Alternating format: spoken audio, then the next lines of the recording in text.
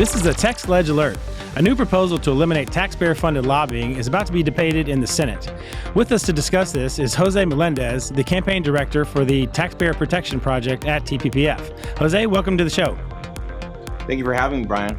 All right, so first let's just explain for the people, what is a taxpayer-funded lobbyist?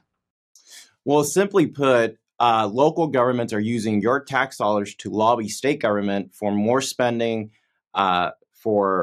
against tax relief and a host of other bills that they oppose. Simply put, it's government lobbying government for more government. There's three buckets to this. So bucket number one is your Chapter 305 registered contract lobbyist. Bucket number two is your intergovernmental relations staff. So those are your in-house lobbyists at our various local governments.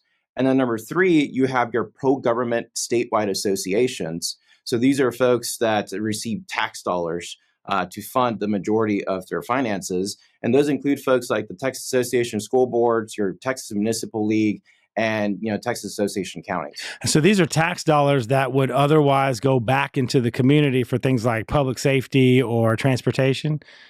That's correct. So money that would otherwise be used for, picking up your trash, filling potholes, providing for public safety is then being used instead to lobby state government for more money. Are there any statistics or data on how much local governments spend on taxpayer-funded lobbyists every year?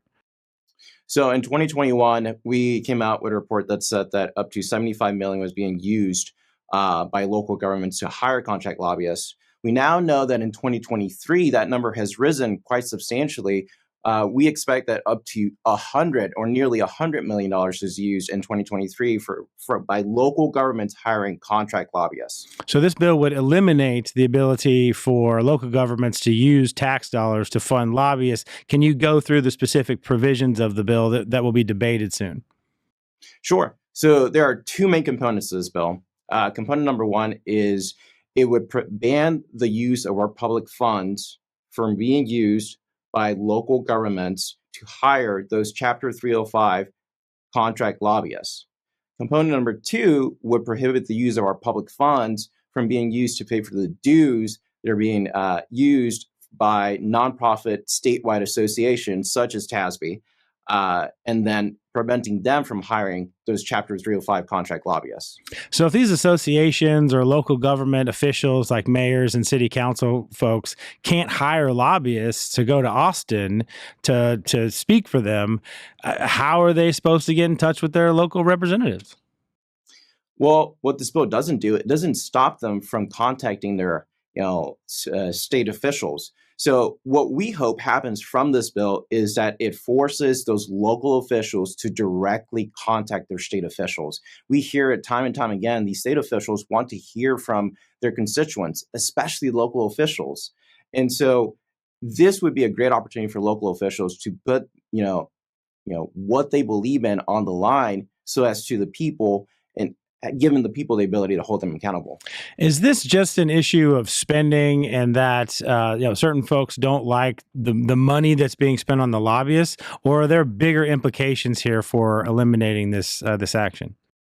Sure. So this isn't just merely about how our public resources are being used or being misused. This also gets at how our people are being properly represented at state government. So, for example, a lot of times these taxpayer-funded lobbyists are going up there and creating misconceptions about issues that are important to us, such as school choice, border security, or tax relief. One very good example of that was in 2019, during that legislative session year, there was Senate Bill 2, which was the big property tax reform bill of that session. On one side, you had an army of citizens who paid their way to come to the Capitol to advocate for more tax reform. On the other side, you had a vast majority of taxpayer-funded lobbyists, your local officials, your contract lobbyists, who were showing up to testify against the big tax reform bill of that session. Now, that's just one example, but there's a host of examples that I can go through on a multitude of issues that are important to everyday Texans. Now, some have argued that this is actually a violation of free speech, that if a local government or a mayor wants to pay someone to go and talk to their state rep, that they should be allowed to do that. What's your response to that criticism? Well, Brian, I think the answer is very simple. Governments don't have rights. People have rights. Governments have authorities, but at the end of the day, it's the people who have rights. Jose Melendez, our campaign director for the Taxpayer Protection Project, thank you so much for being with us. We will be watching, and thank you for watching this Text LegeAlert.